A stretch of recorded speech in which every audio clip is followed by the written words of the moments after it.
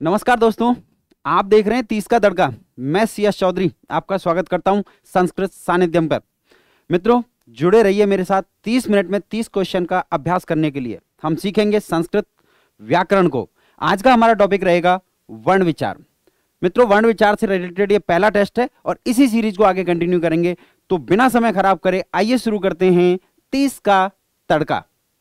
पहला क्वेश्चन आपके बीच, स्वराः कति सन्ति पाणिनीय शिक्षायाम, अर्थात पाणिनीय शिक्षा में स्वर कितने हैं। यह प्रश्न अक्सर परीक्षाओं में पूछा जाता है। तो मित्रों, विशेष रूप से ध्यान रखना है कि जब पाणिनीय शिक्षा में पूछा गया है तो इसका मतलब आपको जवाब भी पाणिनीय शिक्षा के अनुसार ही देना है। और पाणिनीय शिक्षा में स्वरों की संख्या ऑप्शन है आपके साथ 16, 14, 22 और 11। अगर आपने पढ़ा है तो मित्रों, पाणिनीय शिक्षा के अनुसार स्वरों की संख्या होती है 22 या 21। किस तरीके से होती है एक बार देख लीजिए। ह्रस्व स्वर होते हैं 5, दीर्घ होते हैं 8 और प्लुत होते हैं 9। कुल हो जाते हैं 22। अगर हम री का प्लुत रूप स्वीकार नहीं करते हैं तो यहां एक स्वर कम हो जाता है और इस तरीके से इनकी संख्या रह जाती है 21। सामान्यतः ये 21/22 करके भी आ जाता है। तो आप ध्यान रखें, 21/22 में आता है तो भी वही सही है। तो पाणिनीय शिक्षा के अनुसार स्वरों की संख्या कितनी, 21 या 22। आइए बढ़ते हैं अगले प्रश्न की तरफ। और अगला क्वेश्चन है, आभ्यंतर प्रयत्नः कति सन्ति। प्रश्न को ठीक से पढ़ लेना बहुत जरूरी है मित्रों। तो आभ्यंतर प्रयत्नः कति सन्ति, आभ्यंतर प्रयत्न कितने हैं। ध्यान रहे, प्रयत्न कितने भेद होते हैं, आभ्यंतर प्रयत्न कितने हैं और बाह्य प्रयत्न कितने हैं। तीनों प्रश्न अलग अलग हैं, आपको उनको मिक्स नहीं कर देना है।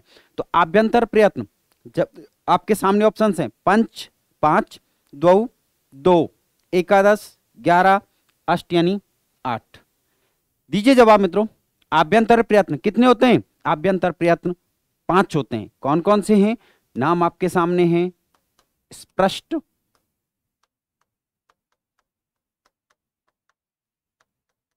ईशत स्पष्ट, ईशत विव्रत, विव्रत और समव्रत। 5 भेद होते हैं मित्रों आभ्यंतर प्रयत्नों के। इसमें कौन कौन से वर्ण होते हैं, इनसे रिलेटेड प्रश्न आगे आएंगे, उनकी चर्चा हम आगे कंटिन्यू करेंगे। प्रश्न का जवाब, आभ्यंतर प्रयत्न कितने होते हैं भैया, आभ्यंतर प्रयत्न होते हैं 5। नाम आपके सामने है। आइए मित्रों अगले प्रश्न की तरफ बढ़ते हैं। और अगला प्रश्न है, अधोदत्तेषु अघोष अल्प प्राण वर्णः अस्ति। ध्यान रहे, एक ही प्रश्न में 2 प्रश्न हैं कि आपसे पूछा गया है ऐसा कौन सा वर्ण है जो अघोष भी है और अल्प प्राण भी है। दोनों ही बाह्य प्रयत्न होते हैं, अघोष भी बाह्य प्रयत्न है और अल्प प्राण भी बाह्य प्रयत्न होता है। इसके लिए जरूरी है कि आपको यह ज्ञान हो कि अघोष वर्ण कौन कौन से होते हैं और अल्प प्राण वर्ण कौन से होते हैं। वर्ण टॉपिक में इसको विस्तार से सीखिए आप मेरे साथ में। फिलहाल प्रश्नोत्तर सीरीज में हम बात करेंगे अघोष और अल्पप्राण। अघोष का मतलब होता है मित्रों वर्ग का पहला और दूसरा वर्ण, और इसके साथ में होते हैं तालव्य श, मूर्धन्य श और दंत स, यानी हम कह सकते हैं खर प्रत्याहार के। और अल्पप्राण वर्ण होते हैं मित्रों वर्ग का पहला, तीसरा और 5वां वर्ण। इसके साथ साथ में होते हैं य व र ल यानी अंतस्थ वर्ण। अब आप आराम से आंसर निकाल सकते हैं। तो देखिए, क प्रथम वर्ण है, यहां अघोष भी है और अल्पप्राण भी है। अब ये उत्तर आपको लगभग मिल गया, लेकिन चेक कर लेना जरूरी है चारों ऑप्शन को। हो सकता है नीचे चौथा ऑप्शन कई बार आता है अ और ब दोनों, ऐसी चीजों का ध्यान रखना है आपको। तो मित्रों, म पंचम वर्ण होता है, अघोष नहीं है। 6 द्वितीय वर्ण होता है, अघोष तो है लेकिन ये अल्प प्राण नहीं है। ये कैसा वर्ण है, महाप्राण है। तो इसलिए ये ऑप्शन भी नहीं हो सकता। यह मित्रों अल्प प्राण तो है आपके सामने, लेकिन ये अघोष नहीं है। अघोष नहीं है तो ये ऑप्शन भी नहीं होगा। आंसर क्या रहेगा मित्रों, अघोष अल्प प्राण वर्ण इनमें से कौन सा है। क वर्ण अघोष भी होता है और अल्प प्राण भी होता है। आंसर रहेगा ए। अगले प्रश्न की तरफ चलते हैं। और अगला प्रश्न है मित्रों, बाह्य प्रयत्न कति संति। अभी जस्ट पिछला प्रश्न था, एक प्रश्न छोड़ के, कि आभ्यंतर प्रयत्न कितने हैं, उसी से रिलेटेड दूसरा प्रश्न आपके बीच है, बाह्य प्रयत्न कितने होते हैं। तो मित्रों बाह्य प्रयत्न होते हैं, ऑप्शन आपके सामने, पंच यानी 5, एकादश 11, द्वादश 12 और सप्त यानी 7। दीजिए जवाब। बाह्य प्रयत्न होते हैं मित्रों एकादश यानी 11। कौन कौन से होते हैं आपको याद होने चाहिए, अघोष, घोष, विवार, संवार, श्वास, नाद, अल्पप्राण, महाप्राण, उदात्त, अनुदात्त और स्वरित। ये आपके बाह्य प्रयत्न हैं।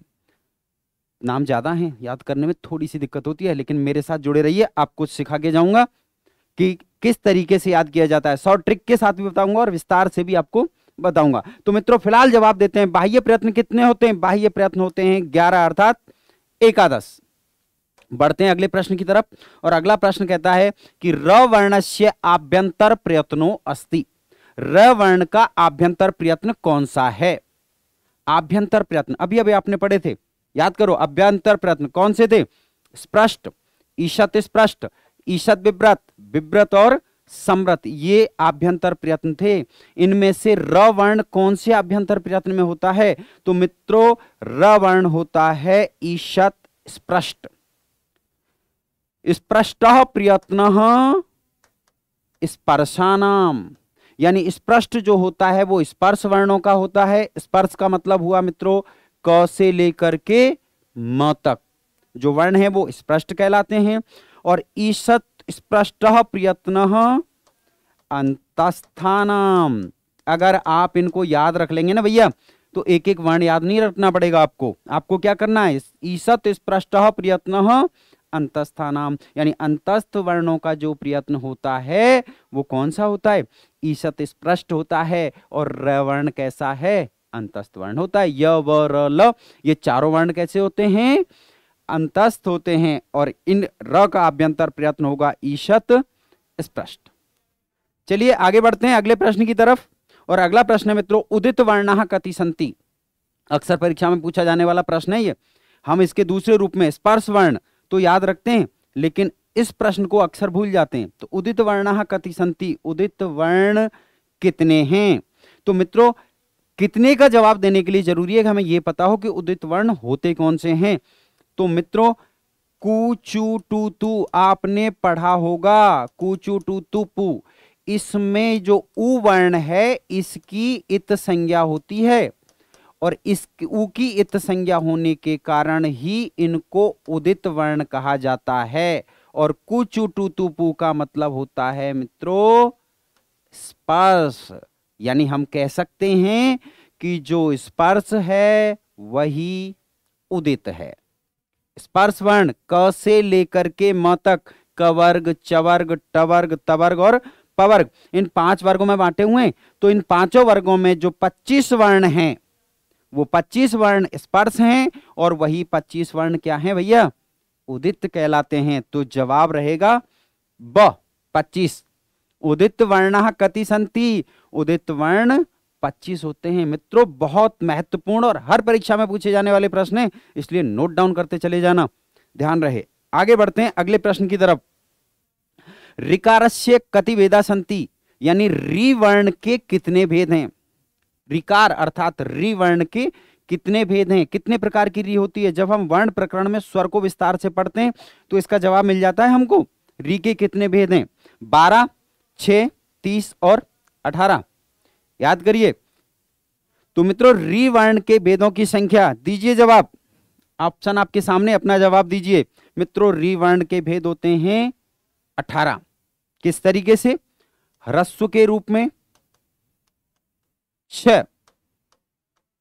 दीर्घ के रूप में छ, और प्लुत के रूप में भी 6 होते हैं। कुल मिलाकर के रिवर्ण के भेदों की संख्या हो जाती है 18। ह्रस्व के रूप में 6 कैसे होते हैं, दीर्घ के रूप में 6 और प्लुत के रूप में 6 कैसे होते हैं, इसकी चर्चा आपको विस्तार से मिलेगी वर्ण प्रकरण में। तो जुड़े रहिए मेरे साथ संस्कृत सानिध्यम पर। अगले प्रश्न की तरफ बढ़ते हैं और अगला प्रश्न है मित्रों, ऊष्म वर्णः कति सन्ति। ऊष्म वर्ण कितने हैं? ऊष्म वर्ण कितने? बड़े छोटे छोटे से प्रश्न हैं, लेकिन अक्सर इन्हीं ऑप्शंस में हम कंफ्यूज होते हुए पाए जाते हैं परीक्षा में। तो ऊष्म वर्ण याद करो, व्यंजन के भेद कौन कौन से थे? स्पर्श, अंतस्थ और ऊष्म। स्पर्श वर्ण आ चुका है, उदित वर्ण ही स्पर्श वर्ण है 25। उसके बाद में आता है अंतस्थ और ऊष्म। तो ऊष्म वर्णों की संख्या होती है मित्रों 4। ऊष्म वर्णों की संख्या कितनी होती है? ऊष्म वर्णों की संख्या होती है मित्रों 4 होती है। कौन कौन से होते हैं देख लीजिए। तालव्य स, दंत्य स, मूर्धन्य स, दंत्य स और ह। श, स, स और ह, ये चारों वर्ण कौन से वर्ण कहलाते हैं? ऊष्म वर्ण कहलाते हैं। तो ऊष्म वर्ण कितने होंगे? 4 होंगे। अगले प्रश्न की तरफ बढ़ते हैं और अगला प्रश्न है मित्रों, अधोदत्तेषु अघोष वर्णः अस्ति। अधोदत्तेषु, नीचे जो वर्ण दिए हुए हैं 4 ऑप्शन में, इनमें से अघोष वर्ण कौन सा है? तो अघोष याद करिए, फ, न, य और झ, 4 वर्ण आपके सामने। चारों में से कौन सा अघोष होता है? तो मित्रों अघोष वर्णों का प्रत्याहार होता है खर, और खर प्रत्याहार का मतलब है वर्ग का पहला और द्वितीय वर्ण, और इसके साथ में होते हैं तालव्य, मूर्धन्य और दंत्य श। देख लीजिए कौन सा आ रहा है। अघोष, फ द्वितीय वर्ण है, न पांचवा वर्ण है, य प्रथम वर्ण है और झ चतुर्थ वर्ण है।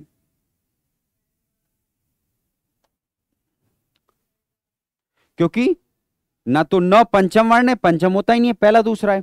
यह अंतस्थ वर्ण है, अंतस्थ वर्ण हमारे पास है नहीं, हमारे पास तीनों श हैं। ज चतुर्थ वर्ण है, चतुर्थ वर्ण भी हमारे पास नहीं है। तो अघोष वर्ण कौन सा होगा? फ होगा। अघोष यानी पहला दूसरा और तीनों श, और जो अघोष है वही विवार है और वही श्वास है।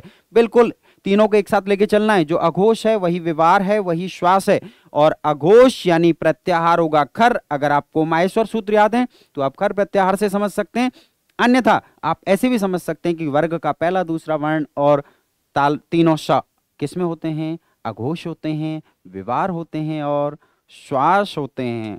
मित्रों आए आगे बढ़ते हैं 10वें प्रश्न की तरफ, और 10वां प्रश्न कह रहता है अधोदत्तेषु अघोष महाप्राण वर्णः अस्ति। 2, यानी एक प्रश्न में 2 प्रश्न है। आपको अघोष भी देखना है भैया, और अघोष देख करके क्या देखना है? महाप्राण। एक साथ दोनों को निकालने का प्रयास करोगे तो निश्चित रूप से फंसोगे। पहले अघोष को पकड़ो और उसके बाद में कहां जाओ? महाप्राण की तरफ जाते हैं।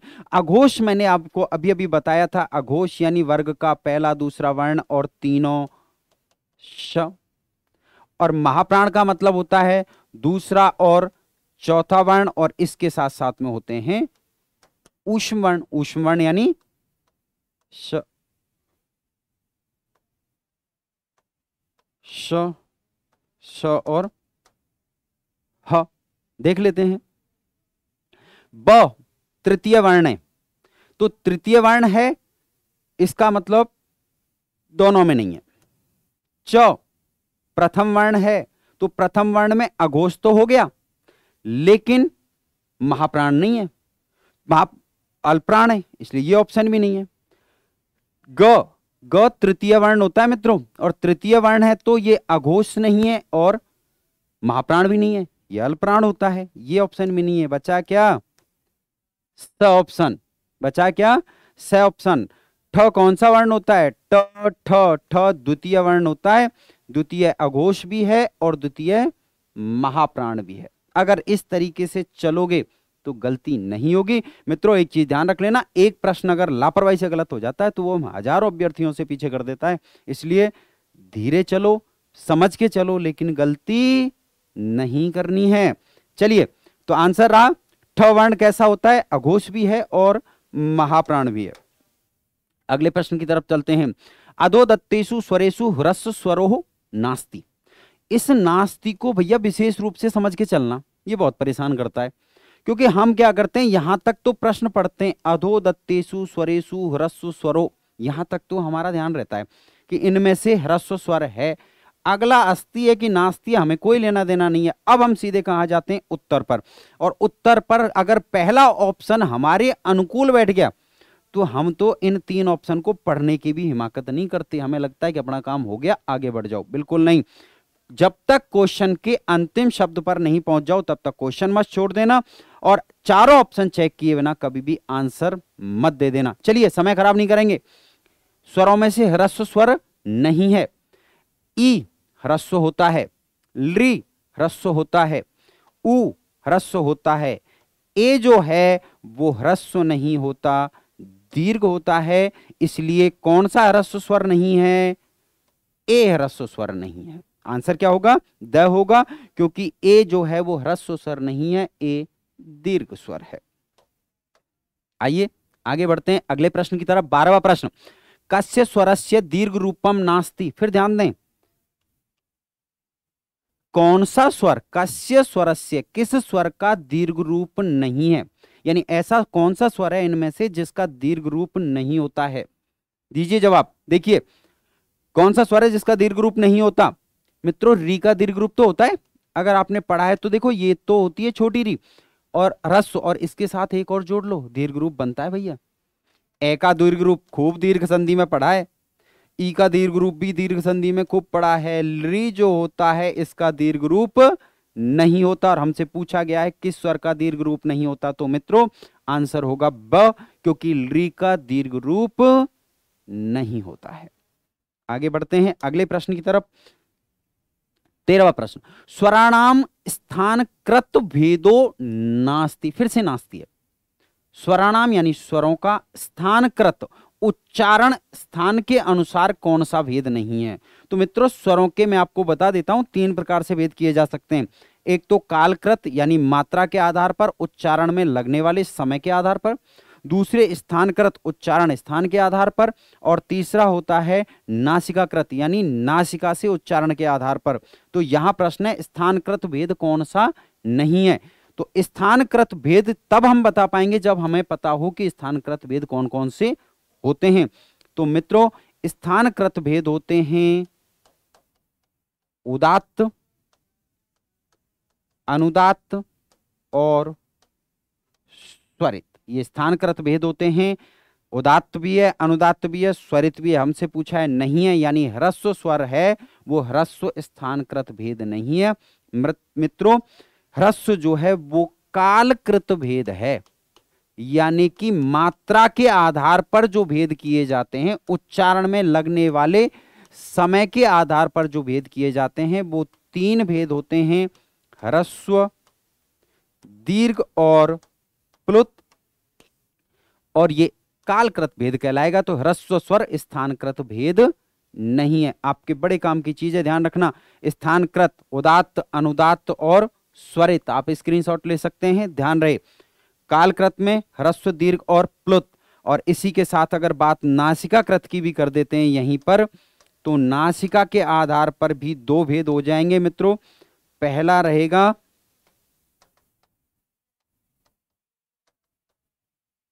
अनुनासिक और दूसरा रहेगा भैया अननुनासिक।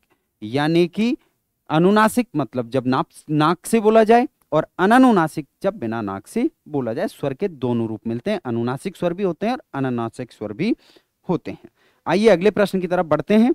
और अगला प्रश्न है मित्रों, अयोगवाह कतिमतः संस्कृत व्याकरणे, यानी संस्कृत व्याकरण में अयोगवाहों की संख्या कितनी है। 2 2 3 3 4 4 5 5। तो मित्रों अयोगवाह कितने हैं, देखिए एक बार। मित्रों अयोगवाह हैं 4। अयोगवाह कितने हैं, 4 होते हैं। कौन कौन से होते हैं, अनुस्वार, विसर्ग,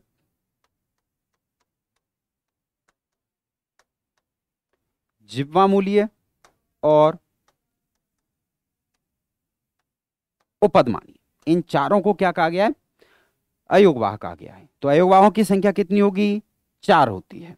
आइए अगले प्रश्न की तरफ बढ़ते हैं। और अगला प्रश्न है मित्रों, जिह्वा मूल्य वर्णः कति सन्ति। जिह्वा मूल्य वर्ण कितने हैं? जिह्वा मूल्य वर्ण कितने? मैंने अभी आपको बताया था अयोगवाह जो है उनमें एक जिह्वा मूल्य भी होता है, लेकिन ये जिह्वा मूल्य वर्ण होते कितने हैं? तो मित्रों आपको याद होना चाहिए कि हमने पढ़ा है क और ख से पहले जब ये अर्ध विसर्ग आ जाता है ना भैया, तो ये अर्ध विसर्ग कैसा कहलाता है? जिह्वा मूल्य कहलाता है। तो मित्रों ये अर्ध विसर्ग जिह्वा मूल्य है। हम गलती क्या करते हैं कि हम ये देखते हैं क और ख हो गए तो इसका मतलब वर्ण हो गए 2, नहीं होते। क के पहले अर्ध विसर्ग आया, जिह्वा मूल्य हो गया। ख के पहले अर्ध विसर्ग आया, जिह्वा मूल्य हो गया। और इसकी संख्या जो मानी जाएगी वो कितनी मानी जाएगी? 1। जिह्वा मूल्य वर्ण कितने होते हैं? जिह्वा मूल्य वर्ण 1 होता है। अगले प्रश्न की तरफ चलते हैं। प फ, इनके पहले वो अर्ध विसर्ग वाला चिन्ह है वो लगा लो, क्योंकि ये कंप्यूटर में कभी कभी खोजने पे मिलता नहीं है, टाइपिस्ट भी बेचारे परेशान हो जाते हैं। प फ यानी प फ से पहले जब अर्ध विसर्ग आए तो ये क्या कहलाते हैं? प फ इति कथ्यन्ते, इनको कहा जाता है, क्या कहा जाता है? यम वर्ण, उपदमानीय, जिह्वा मूल्य या फिर स्वर। क्या कहा जाता है मित्रों? तो प फ के पहले जब अर्ध विसर्ग आ जाए तो उस स्थिति को कहा जाता है उपदमानीय। जब ये क ख के पहले आएगा तो ये कहलाएगा जिह्वा मूल्य, और जब प फ के पहले अर्ध विसर्ग आएगा तो इसको कहा जाएगा उपदमानीय। ये भी अयोगवाह है। अधो दत्तेषु घोष अल्प प्राण वर्ण अस्ति। निम्न इनमें से घोष और अल्प प्राण वर्ण है, यानी ऐसा वर्ण जो घोष है और ऐसा वर्ण जो घोष के साथ साथ में अल्प प्राण भी है। दोनों का जवाब आपको निकालना है। तरीका पिछले प्रश्न में भी यही था कि सबसे पहले एक को पकड़ो, अगर सबको साथ लेकर के चलोगे संभव नहीं है। तो मित्रों घोष की बात करते हैं तो घोष का वर्ण होते हैं आपके तीसरे, चौथा और पांचवा, य, व, र, ल और ह। भैया स्क्रीनशॉट ले लेना। और अगर नहीं रखता है तो और सरल तरीका यह है कि हर्ष प्रत्याहार में आने वाले जो वर्ण हैं वो घोष होता है और खर प्रत्याहार में आने वाले वर्ण अघोष होते हैं। अल्प प्राण, अल्प प्राण के लिए मैं आपको पहले भी बता चुका हूं, वर्ग का पहला, तीसरा, पांचवा वर्ण य, व, र, ल और य, व, र, ल, ये कैसे हैं? अल्प प्राण है। अब आप देख लो आराम से कि इनमें से कौन सा सटीक बैठ रहा है। तो देखिए ख, ख घोष नहीं है, पहली बात घोष को ही कर लेते हैं। उसके बाद में झ, झ चौथा वर्ण है, इसका मतलब घोष तो है। ब तीसरा वर्ण है, ये भी घोष है। फ दूसरा वर्ण है, ये घोष नहीं है। तो देखिए दो ऑप्शन तो आपके किसकी वजह से चले गए? घोष नहीं होने की वजह से चले गए।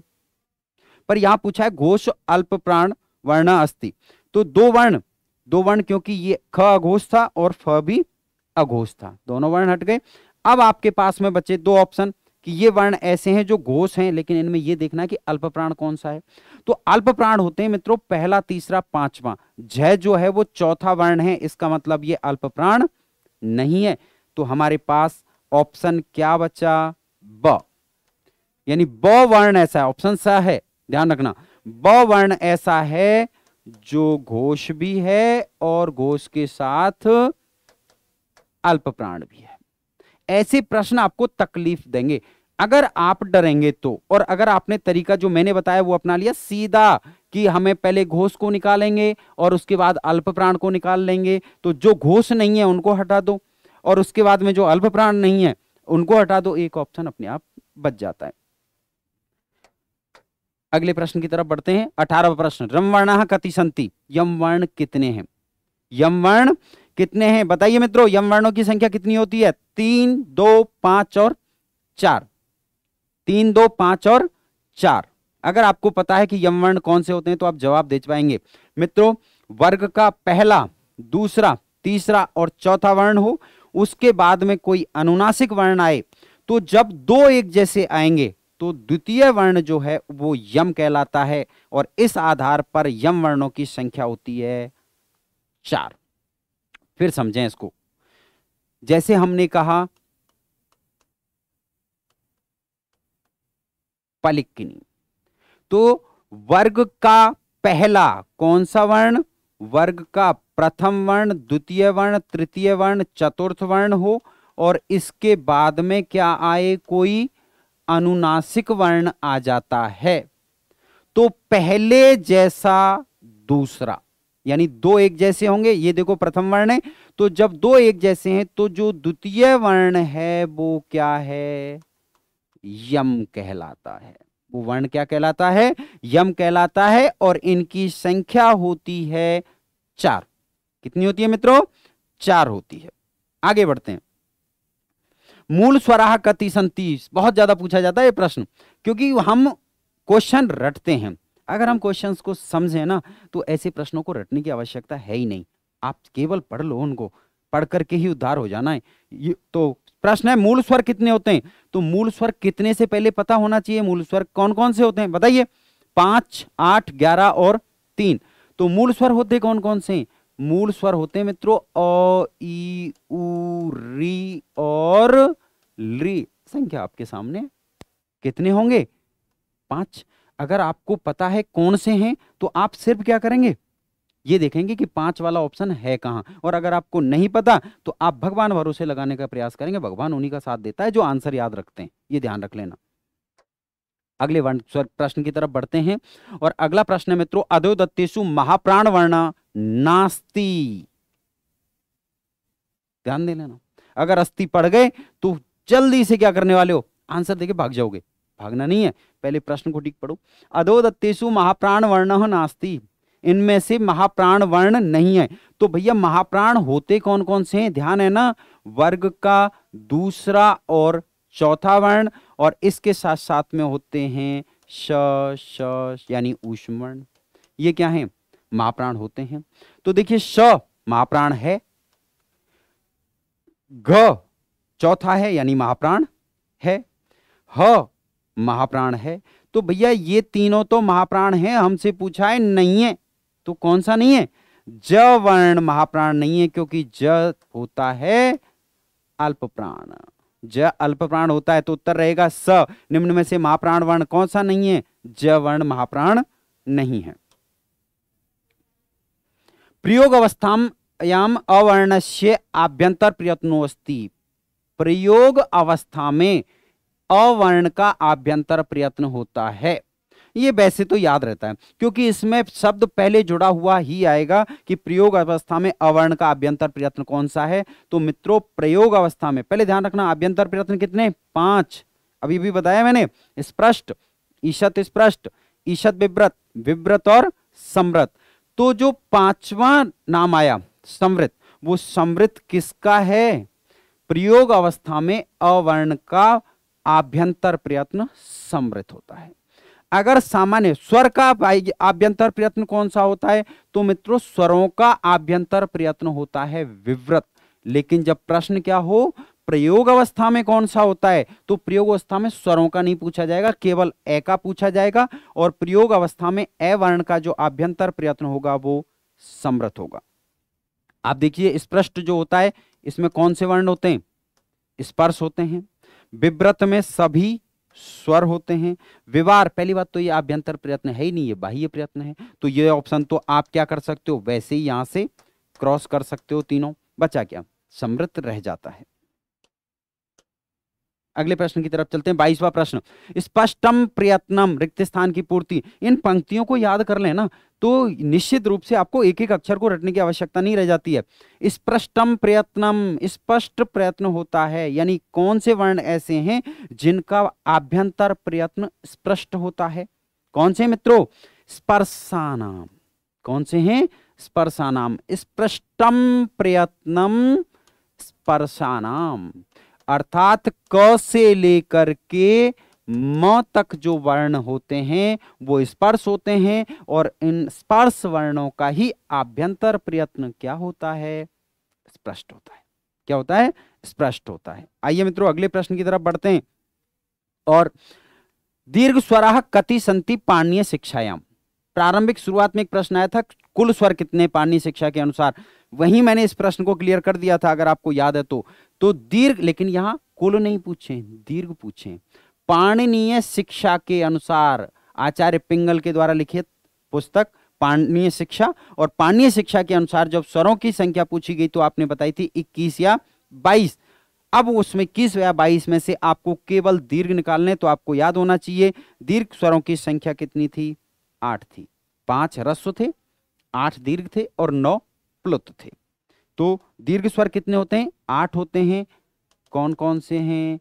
आ, ई, उ, री, ए, आई, ओ और औ। ये कैसे हैं?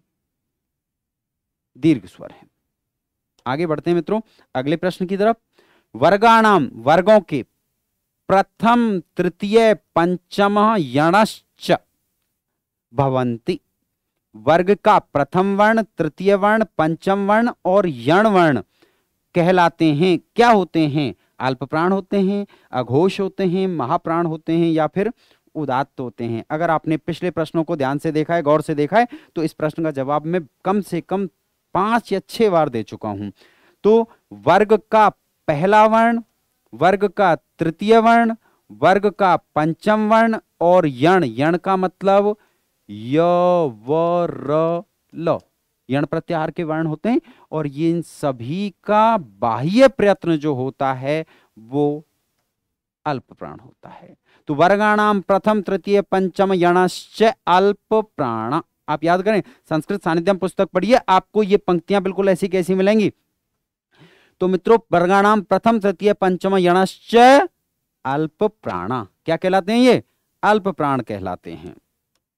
अगले प्रश्न की तरफ बढ़ते हैं।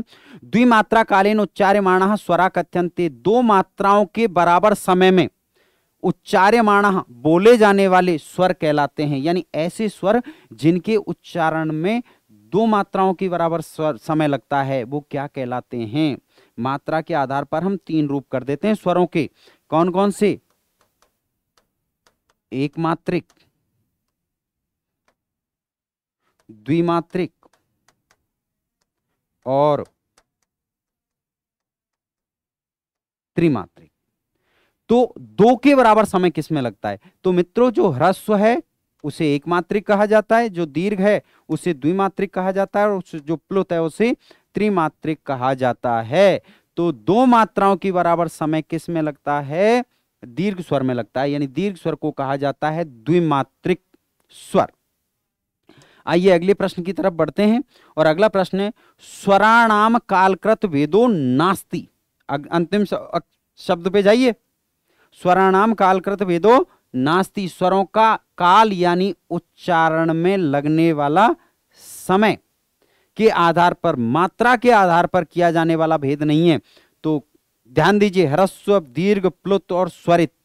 आपसे पूछा जाए कौन सा नहीं है तो आप पढ़ चुके हैं मित्रों कि स्वरित जो है वो स्थानकृत भेद है। यानी उच्चारण स्थान के आधार पर किया जाने वाला। और उच्चारण स्थान के आधार पर 3 भेद आपने पढ़े थे, आप अभी अभी पढ़ के आए हैं पिछले प्रश्नों में। उदात्त, अनुदात्त और स्वरित। ये तीनों किसके आधार पर हैं? उच्चारण स्थान के आधार पर। हमसे कहा गया है कि कालकृत भेद नहीं है। तो कालकृत ह्रस्व होता है, दीर्घ होता है और प्लुत होता है। नहीं है, कौन सा नहीं है? स्वरित नहीं है, क्योंकि स्वरित स्थानकृत होता है। उदात्त क्या है, अनुदात्त क्या है और स्वरित क्या है, विस्तार से तो ये आपको कहां मिलेगा? वर्ण प्रकरण के वीडियो में मिलेगा। लेकिन यहां थोड़ा सा समझ लीजिए, जब किसी स्वर का उच्चारण सामान्यतः ऊपरी भाग से किया जाता है, आप इसको ऐसे समझिए, कहा जाता है उच्चै रुदात्तः। यानी जब किसी स्वर का उच्चारण कंठ, तालु आदि के ऊपर वाले भाग से किया जाता है तो वह स्वर उदात्त संज्ञक होता है। कैसा होता है? उदात्त संज्ञक होता है। सामान्य जो स्वर है ये इसकी पहचान है। फिर कहा गया नीचै रनुदात्तः। यानी जब किसी स्वर का उच्चारण कंठ, तालु आदि के नीचे वाले भाग से किया जाता है तो वह अनुदात्त संज्ञक होता है। और इसकी पहचान के लिए स्वर के नीचे आड़ी रेखा बना दी जाती है, अंडरलाइन कर दिया जाता है, तो वो स्वर कैसा हो जाता है? अनुदात। अरे भैया ऊपर उच्च है तो उदात्त है, नीचे यानी तो कैसा है? अनुदात्त है। और अनुदात्त की पहचान क्या है भैया? स्वर के नीचे आड़ी लाइन बनी हुई है। और कहा समाहारः स्वरित, यानी जो इन दोनों का समाहार है, ऊपर वाला और नीचे वाला दोनों को मिलाओ, बीच में ले आओ। ऊपर वाला भाग कंठ तालु आदि का और नीचे वाले भाग दोनों को मिलाया, कहां ले आए? बीच में ले आए। और बीच में ले आए तो वो स्थिति क्या कहलाई? स्वरित। यानी जब कंठ तालु आदि के मध्य भाग से स्वर का उच्चारण कहलाता किया जाता है तो वो स्वरित कहलाता है। और स्वरित स्वर की पहचान के लिए स्वर के ऊपर खड़ी रेखा बना दी जाती है और इनको वैदिक स्वर भी कहा जाता है, क्योंकि आज लौकिक संस्कृत में इनका प्रयोग नहीं है, वैदिक संस्कृत में ही इनका प्रयोग होता था। ये केवल जो आपको बताया गया है ना, ऐसा नहीं, सभी स्वर अ ई उ री ली ए आई ओ औ सभी स्वर उदात्त होते हैं, सभी स्वर अनुदात्त होते हैं और सभी स्वर स्वरित होते हैं। तो याद रखना, उच्चैरुदात्तः, नीचैरनुदात्तः और समाहारः स्वरित। अगले प्रश्न की तरफ बढ़ते हैं मित्रों। आप 26 प्रश्नों तक पहुंच चुके हैं, उम्मीद करता हूं आप बहुत अच्छा अभ्यास कर रहे हैं। तालु आदिषु संभागेषु स्थानेषु ऊर्ध्वभागे निष्पन्नः स्वरः स्वात्। अब ये भी बताया मैंने पिछले क्वेश्चन में, अगर आपको ध्यान है तो। तालु आदि के इस जो उच्चारण स्थान है, इनके ऊर्ध्व भाग यानी ऊपर वाले भाग से निष्पन्न उत्पन्न होने वाला स्वर कहलाता है। प्लुत होता है, उदात्त होता है, अनुदात्त होता है या स्वरित होता है? जल्दी बताइए। कंठ तालु आदि के ऊपर वाले भाग से बोले जाने वाला स्वर कैसा होता है? अगर आपने अभी अभी ध्यान से पढ़ा था तो कहा गया था उच्चैरुदात्तः, यानी जो ऊपर है वो उदात्त है। तो कंठ तालु आदि के जो ऊपर वाले भाग से बोला जाए वो स्वर कैसा होता है? उदात्त होता है। वो स्वर कैसा होता है? उदात्त होता है। अगले प्रश्न की तरफ चलते हैं। स्वराणाम नासिकाकृत भेदो अस्ति। बता चुका हूं जवाब पहले से, आप आराम से जवाब दे देंगे। स्वरों का नासिकाकृत भेद कौन सा है? उदात्त, अनुनासिक, अननुनासिक और बस उभे। ये एक ऑप्शन बड़ा बढ़िया लगता है। जैसे उपयुक्त सभी या इस तरीके के प्रश्न आते हैं ना, ऑप्शन आपके सामने होते हैं तो आधा दिमाग काम करना बंद कर देता है, क्योंकि ऐसा ऑप्शन दिखा नहीं, हम फिर ये इस पर ज्यादा ध्यान देते हैं, ऊपर वाले पर कम। ध्यान रखना, हर वक्त ये आंसर नहीं होता। आमतौर पर ये मन में आ जाता है कभी कभी, अरे दो उपयुक्त सभी आ गया तो मतलब सोचो मत। भैया सोच लो, गए वो जमाने जब दो ऑप्शन से ही होता था, अब सोचना पड़ेगा। स्वरों का नासिकाकृत भेद होता है। नासिका के आधार पर दो भेद होते हैं मित्रों। कौन सा? अनुनासिक और अननुनासिक। और इस आधार पर ऑप्शन कौन सा सही है? दो ऑप्शन सही है, ब स उभे। यानी स्वर अनुनासिक भी होते हैं और अननुनासिक भी होते हैं। जब स्वर के साथ में ये अनुनासिक हो गया और ये अननुनासिक हो गया, दोनों रूपों में स्वरों का प्रयोग होता है। आगे बढ़ते हैं मित्रों अगले प्रश्न की तरफ। अधोदत्तेषु ऊष्म वर्णः नास्ति। निम्न में से ऊष्म वर्ण नहीं है। याद करो ऊष्म वर्ण कौन से थे? निम्न में से ऊष्म वर्ण कौन सा नहीं है? र। र भैया कैसा होता है? अगर आपको याद है तो ये तो अंतस्थ था। श ऊष्म, ह ऊष्म होता है, श ये भी ऊष्म होता है। अब हमसे पूछा गया कि निम्न में से ऊष्म नहीं है, तो ऊष्म कौन सा नहीं है? र नहीं है। इसका मतलब ऑप्शन अ। र वर्ण कैसा है? य व र ल क्या कहलाते हैं? यणो अंतस्थः। क्या कहा जाता है भैया? कहा जाता है यणो अंतस्थः। यानी यण वर्ण जो होते हैं, यण प्रत्याहार में आने वाले जो वर्ण होते हैं, य व र और ल, ये सभी क्या होते हैं? अंतस्थ होते हैं। मित्रों आइए आगे बढ़ते हैं और अंतिम प्रश्न 30 का तड़का। 30वां प्रश्न आपके सामने है और 30वां प्रश्न कह रहा है कि दुह स्पृष्ट वर्णः कति सन्ति। दुह स्पृष्ट वर्ण कितने होते हैं? याद करो कितने होते हैं? 2, 4, 1, 5। आज आपको ज्यादातर प्रश्न संख्याओं वाले मिले, कौन से कितने होते हैं, तो इनको रटने की कोशिश मत कर लेना मित्रों। इनको ये ध्यान रखने की कोशिश करना कि कौन सा होता है। तो दुह स्पृष्ट वर्ण कौन सा होता है? दुह स्पृष्ट वर्ण होता है मित्रों ये इस तरीके से बना हुआ आता है। आपसे ठीक बन जाए तो बना लेना, मुझसे तो कभी ये ठीक बना नहीं है भाई। इस तरीके ड़ जो वर्ण होता है इसको दुहिस्पृष्ट कहा जाता है और इसकी संख्या होती है 1। तो मित्रों ये था आज का 30 का तड़का। आपने देखा, आपने अभ्यास किया। जुड़े रहिए मेरे साथ संस्कृत सानिध्यम पर। इसी तरीके से सीरीज चलती रहेगी 30 का तड़का में, जहां 30 मिनट में 30 क्वेश्चन और इसके साथ साथ एक विशेष सूचना, संस्कृत सानिध्यम के टेलीग्राम चैनल पर आइए, जुड़िए, जिसका लिंक वीडियो के नीचे मिलेगा। उसमें आपको मिलेंगे संस्कृत से संबंधित बहुत सारी विषय वस्तु, बहुत सारी पाठ्य सामग्री, बहुत सारी टेस्ट, बहुत सारी क्विज, बहुत सारी चीजें आपको मिलेंगी। अगर आपको पढ़ना है, अभ्यास करना है, तो मेरे साथ संस्कृत सानिध्यम, चाहे टेलीग्राम चैनल हो और चाहे यूट्यूब चैनल हो, चाहे ऐप हो, कहीं भी संस्कृत सानिध्यम पर जुड़े रहिए। Thank you so much. अब मिलते हैं अगले 30 के तड़का में। Thank you.